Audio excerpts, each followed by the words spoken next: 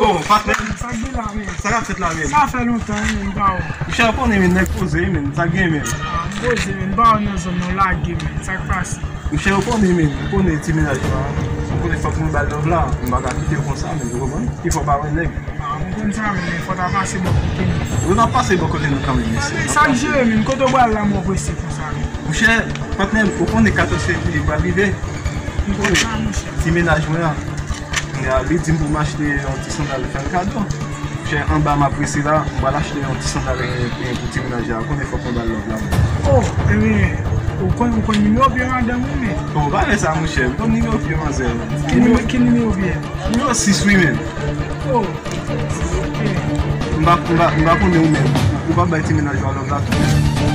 Mwen chè, mwen prefer sa la, mwen pou sou an, mwen se achete si sandal, mwen do pa ane si sandal, mwen achete sandal mwen. Chef, fok ou bal lov la mwen chè, kon de 14 la mwen. Mwen manje son fason men, mwen kat sa kage. Ebe mba kon de nap wale.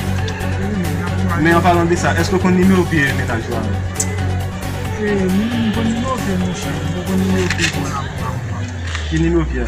9 li ba. Oh, 9? A wate sa mwen chè, ou kon chwa di noze pou mwen? Di noze la ton batal di veche, mwen de? Oh shit! Oh shit!